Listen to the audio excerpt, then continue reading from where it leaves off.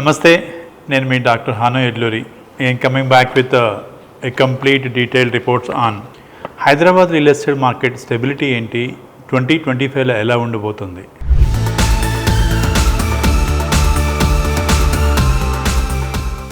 So last 3 weeks నేను యూఎస్లో ఉండటం వలన నెక్స్ట్ ఈ అప్డేట్ ఇవ్వటంలో మీకు లేట్ అయింది. ఇక నుంచి కంటిన్యూస్గా ఇచ్చే ప్రయత్నం చేస్తాం. సో ఏదైనా షేర్ మార్కెట్స్ కావచ్చు, ఏదైనా ఇన్వెస్ట్మెంట్ మార్కెట్స్ కానివ్వండి, ఎక్కడైనా ఎలా ఉంటాయంటే మార్కెట్ స్టెబిలిటీ ఎంత ఉందని చూస్తాం. ఆ స్టెబిలిటీని ఎలాంటి ఫ్యాక్టర్స్ ఇన్ఫ్లుయెన్స్ చేస్తాయి, మరి దానికి ఉన్న డేటా ఏంటి అన్నది కూడా అనాలిసిస్ చేసుకుంటాం. ఈరోజు ఈ ఎపిసోడ్లో మనం మార్కెట్ స్టెబిలిటీని మనం డిస్కస్ చేయబోతున్నాము. సో 2024 డిసెంబర్లో ఉన్నాం. మార్కెట్ స్టెబిలిటీలో బేసిక్గా డిమాండ్ అండ్ సప్లై చూస్తాం. సో సప్లైని మించి, అంటే సప్లై అనేది ఎక్కువగా ఉండి డిమాండ్ తక్కువగా ఉంది అంటే అక్కడ కొంత వీక్నెస్ కనిపించే అవకాశం ఉంటుంది మార్కెట్లో. Total inventory as of now 85,000 units ఉన్నాయండి హైదరాబాద్ మార్కెట్లో. మంత్లీ అబ్జార్ప్షన్ రేట్ ఎంత ఉందంటే 4,200 యూనిట్స్ అవుతున్నాయి. మనకి ఇదే ఇన్వెంటరీ ఎంతకాలం నుంచి యావరేజ్గా హ్యాంగ్ ఆన్ అవుతుందని చూసినట్లయితే 18 మంత్స్ నుంచి కూడా హ్యాంగ్ ఆన్ అవుతూ ఉంది. సో ఇవాళ 2024లో ఉన్న మనం 12 మంత్స్, ప్రీవియస్ ఇయర్లో ఉన్న 6 మంత్స్, బిఫోర్ నవంబర్, అంటే నవంబర్ ఎలక్షన్స్ వస్తున్నాయి అనుకున్నప్పుడు తెలంగాణ స్టేట్కి అప్పటి నుంచి కొంత హ్యాంగ్ ఆన్ అనేది కనపడుతూ ఉంది. So that is the one of the key factor. మరి 85,000 ఏ ఏరియాస్లో, అంటే ఇంతకుముందు మనం ప్రీవియస్ ఎపిసోడ్స్లో మాట్లాడుకున్నాం. అఫోర్డబుల్ హౌసింగ్ ఒకటైతే, మిడ్ లెవెల్ సెగ్మెంట్ ఒకటి, రెండోది లగ్జరీ సెగ్మెంట్ అనే 3 కేటగిరీస్గా మనం డిఫైన్ చేసుకున్నాం. సో అఫోర్డబుల్ హౌసింగ్ ఎంత పర్సెంటేజ్ ఉంది, మిడ్ లెవెల్ ఎంత పర్సెంటేజ్ ఉంది, అలాగే లగ్జరీ ఎంత ఉందని ఇప్పుడు చూద్దాం.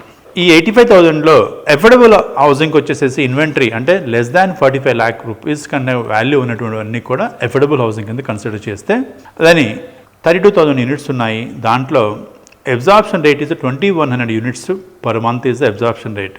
మరి దీని హ్యాంగింగ్ చూసినట్లయితే ఎంతకాలం నుంచి వెయిట్ చేస్తున్నాయి, మనకి 18 మంత్స్ యావరేజ్ చూసాం, ఇందాక మాట్లాడుకున్నాం. 15 months average the lowest turn around, అంటే లోయెస్ట్ హ్యాంగింగ్ పీరియడ్ ఎంతైతే ఉందో దీనికి అఫోర్డబుల్ హౌసింగ్కి చాలా తక్కువ కాలమే ఉంది ఓవరాల్గా చూసినట్లయితే. మరి మిడ్ సెగ్మెంట్ అంటే 45 లక్షల నుంచి ₹1,00,00,000 వరకు ఉన్నటువంటి హౌసింగ్ చూసినట్లయితే ఫ్లాట్స్లో ఇక్కడ ఇన్వెంటరీ 38తో కొంచెం ఎక్కువగానే ఉందండి, అంటే అఫోర్డబుల్తో కంపేర్ చేస్తే. అలాగే అబ్జార్ప్షన్ రేటు 1,600 యూనిట్స్ మాత్రమే, అంటే నెలకి 1,600 మంది, అంటే ఇట్స్ ₹1,00,00,000 యావరేజ్గా మనం కన్సిడర్ చేసుకుంటే 1,600 కోట్ల రూపాయలు అటువంటి హౌసింగ్ అనేది పర్చేజ్ జరుగుతూ ఉంది. మరి దీని హ్యాంగింగ్ పీరియడ్ అంటే ఈ 38,000 ఎంతకాలం నుంచి అమ్ముడుపోకుండా ఆగిపోయే హ్యాంగింగ్ పీరియడ్, అంటే అమ్ముడుపోకుండా ఆగిపోవటం అంటే 20 మంత్స్ ఉందండి. So this is the slightly higher than the affordable housing. మరి లగ్జరీ సెగ్మెంట్కి వద్దాం. లగ్జరీ సెగ్మెంట్లో 15,000 యూనిట్స్ మాత్రమే, అంటే ₹1,00,00,000 పైన ఉన్నటువంటి హౌసింగ్ అని చూసినట్లయితే 15,000 యూనిట్స్ ఉన్నాయి. అండ్ అబ్జార్ప్షన్ రేటు నెలకి 500 యూనిట్స్ మాత్రమే అమ్ముడుపోతూ ఉంటాయండి. దీంట్లో ఓవరాల్గా హ్యాంగింగ్ పీరియడ్ అంటే ఎంతకాలం నుంచి వెయిట్ చేస్తుంటే 24 నెలల వెయిటింగ్ పీరియడ్ తోటి ఉన్నాయి. సో లగ్జరీవి కొంచెం 2 years నుంచి కూడా మార్కెట్ స్టెబిలిటీ కనుక మనం అనాలిసిస్ చేసుకున్నట్లయితే లగ్జరీ కొంచెం ఎక్కువ పీరియడ్, అఫోర్డబుల్కి చాలా తక్కువ పీరియడ్ తోటి మార్కెట్ ముందుకు వెళ్తూ ఉంది. ఓవరాల్గా మార్కెట్లో సప్లై ఎంత 82%, 85,000 మిగిలింది అనుకున్నాం. దీంట్లో ఎంత పర్సెంటేజ్ అబ్జార్ప్షన్ జరుగుతుందని చూసినట్లయితే 100 ఇళ్ళు కట్టినట్టయితే 82 houses are being absorbed, remaining are the 18 houses అనేది వెయిటింగ్లో ఉన్నాయి. సో ఇవి ఎక్కడెక్కడ ఎలా ఉన్నాయి, అమ్మకానికి రెడీగా ఎక్కడెక్కడ ఉన్నాయి అని చూసినట్లయితే మనకి ప్రీవియస్ ఎపిసోడ్స్లో మాట్లాడుకున్న west zone, south zone, north, east అనేది. అయితే వెస్ట్ జోన్లో వచ్చేసేటప్పటికి హైటెక్ సిటీ గచ్చిబౌలి 88% ఉంటే, కొండాపూర్లో కొండాపూర్ 85%, కూకట్పల్లి 83%. ఇది అబ్జార్ప్షన్ జరుగుతూ ఉంది. ఎంప్లాయ్మెంట్ ఎక్కడ ఎక్కువ ఉంటే అక్కడ రెంట్స్ ఎక్కువ ఉంటాయి, అబ్జార్ప్షన్ రేట్స్ కూడా, పర్చేస్ అండ్ సేల్స్ కూడా ఎక్కువ ఉంటాయి. సో ఈ ఏరియాస్, ఈ 3 కూడా ప్రామినెంట్ లొకేషన్స్. ఒకటి హైటెక్ సిటీ గచ్చిబౌలి, ఏదైతే మన వెస్ట్ జోన్ ఉందో 100 ఇళ్ళు కడితే 88 హౌసెస్ అబ్జార్బ్ అవుతున్నాయి. అది అన్ని రకాలు, అంటే అఫోర్డబుల్లో, మిడ్ లెవెల్, లగ్జరీ అయినప్పటికీ కూడా. అలాగే కొండాపూర్ మణికొండకు వచ్చేసేటప్పటికి 85% ఉంది, కూకట్పల్లిలో 83%. మరి ఈస్ట్ జోన్కి వెళ్దాం, వచ్చేసి ఉప్పల్, ఎల్బీ నగర్, పోచారం, మనకి ఉప్పల్ 78%, ఎల్బీ నగర్ 75%, పోచారం 72%తో ఉందండి. మరి నార్త్ జోన్కి వచ్చేటప్పటికి కొంపల్లి 80% అబ్జార్ప్షను, అలాగే బాచుపల్లి కూడా 77% అబ్జార్ప్షను, అల్వాల్ 75%. అన్నిట్లో కొంచెం లోయెస్ట్గా అబ్జార్ప్షన్ ఎక్కడన్నా ఉంది అంటే 100 ఇళ్ళు కడితే 75 ఇళ్ళు మాత్రమే అమ్ముడుపోయి 25 ఇళ్ళు మిగిలిపోతున్నాయి. హయ్యెస్ట్ మిగిలిపోతుంది అల్వాల్ వైపు కనుక ఆ మార్కెట్లో అవైలబిలిటీ ఎక్కువగా ఉంది. అవైలబిలిటీ ఎక్కువగా ఉంది అంటే ప్రైస్ నెగోషియేషన్, ఆ ఏరియాలో కొనుక్కుందాం అనుకునేటువంటి వాళ్ళకి చక్కటి అవకాశం ఇది. దీన్ని మీరు అక్కడ నెగోషియేట్ చేసి కొనుక్కోవచ్చు. మరి సౌత్ జోన్లో రాజేంద్ర నగర్, శంషాబాద్, అది ఆదిబట్ల. రాజేంద్ర నగర్ 76%, శంషాబాద్ 73, ఆదిబట్ల 17. ఓవరాల్గా so 88% is the average absorption rate మనకు కనపడుతూ ఉంది. సో మరి ప్రైస్ వోలటిలిటీ ఎలా ఉన్నాయి? సో మరి ఇప్పుడు మనం స్టాక్ చూసాము, ఇన్వెంటరీ ఎంత మిగిలిపోయిందని చూసాము, అలాగే అబ్జార్ప్షన్ రేట్ కూడా చూసాము. సో బయ్యరు సెల్లరు మనం అర్థం చేసుకున్న తర్వాత నెక్స్ట్ ప్రైస్ వోలటిలిటీ ఎంత జరుగుతుంది షేర్ మార్కెట్లో. ప్రతిరోజు ఈ షేర్ ఇంత టాప్లో అంటే టాప్ ఇది, బాటమ్ ఇది, లేకపోతే ఇలాగ మాట్లాడుకుంటూ ఉంటాం. 52 వీక్స్ హై అని అంటాము, లేకపోతే డే హై, డే లో అని మాట్లాడుకుంటాం కదా. ప్రీమియం లొకేషన్స్ అయినటువంటి లొకేషన్స్లో 6 to 8% రెసిడెన్షియల్ సెక్టర్కి వచ్చేటప్పటికి అక్కడ మనకి ప్రైస్ వోలటిలిటీ ఉంది. వోలటిలిటీ ఉంది అంటే ఇవాళ 6,000 రూపాయలు చెప్పినటువంటిది 6,600, అంటే 6% అంటే 6,300, 6,400 రూపాయల నుంచి 6,500 రూపాయల వరకు కూడా వేరియేషన్. అంటే ప్రైస్ వోలటిలిటీ అనేది 6 to 8% కనపడుతుంది. అలాగే మిడ్ సెగ్మెంట్ ఏరియాస్లో 8 to 10% కనపడుతుంది. ఎమర్జింగ్ ఏరియాస్లో కొంచెం ఎక్కువ కనపడుతుంది. సో వోలటిలిటీ ఎక్కడ ఎక్కువ ఉంది అంటే అక్కడ కొంచెం స్లగ్గిష్నెస్ ఉంది, మార్కెట్లో సేల్స్ అమ్ముడుపోవటం లేదు. కాబట్టి చెప్పిన రేట్ కంటే కూడా అంత తక్కువకి ఇచ్చేటువంటి అవకాశం కనబడుతుంది. కాబట్టి మీరు నెగోషియేట్ చేసుకునేటువంటి మీకు ఒక స్కోప్ దొరుకుతుంది అనే దానికోసం మీకు ప్రైస్ వోలటిలిటీని కూడా మీ ముందు ప్రజెంట్ చేస్తున్నాము.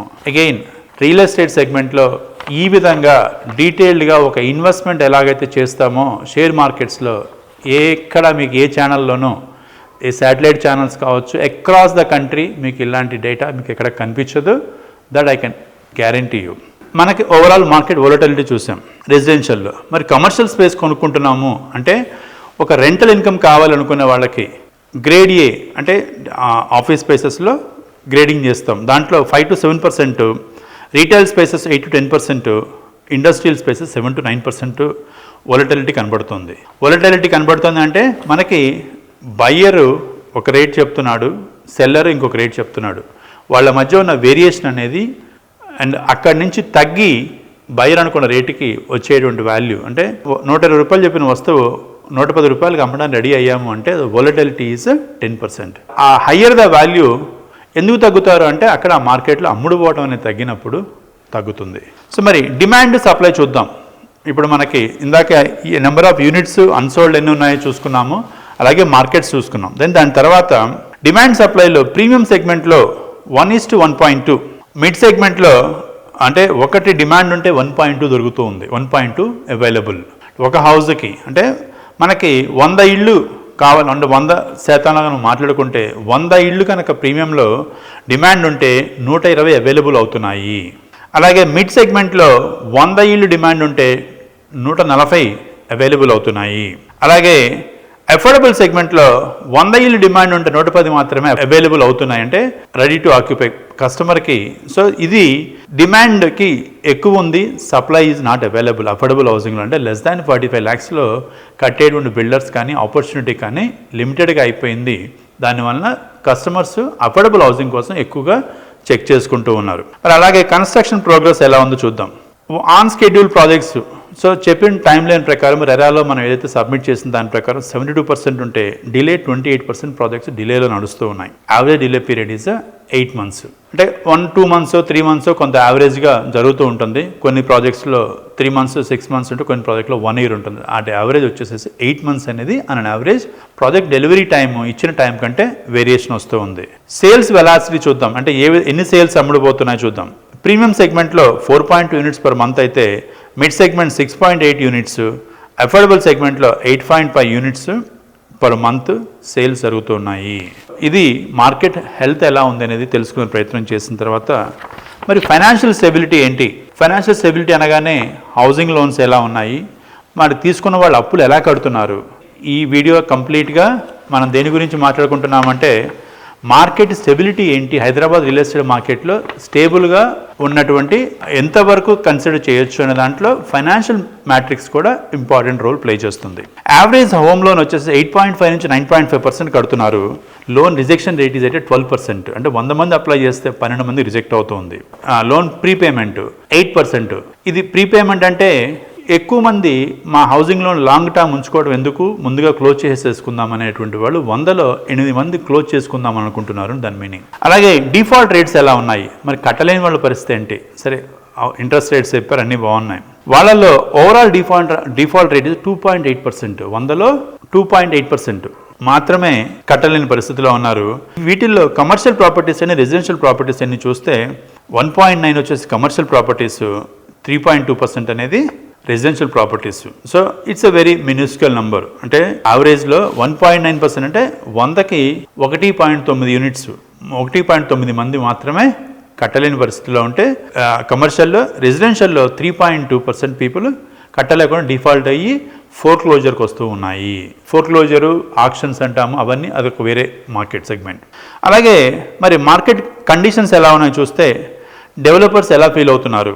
Large developers are happy with 8.2/10 index value. అలాగే మిడ్ సైజ్ డెవలపర్స్ వచ్చి 7.5 out of 10 and small developers are 6.8 out of 10. So confidence index అంటే ఏంటి?